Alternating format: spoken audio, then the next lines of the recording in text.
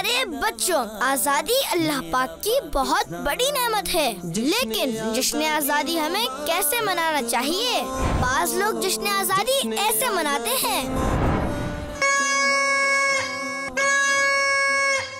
और कुछ लोग ऐसे भी मनाते हैं।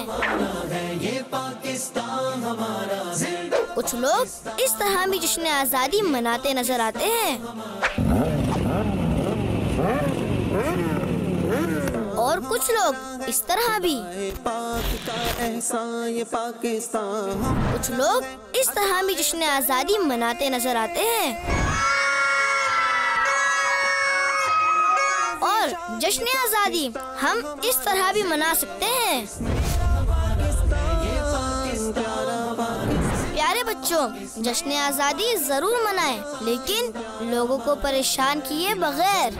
आप सबको मेरी तरफ से और किड्स मदनी चैनल की तरफ से जश्न आज़ादी बहुत बहुत मुबारक हो।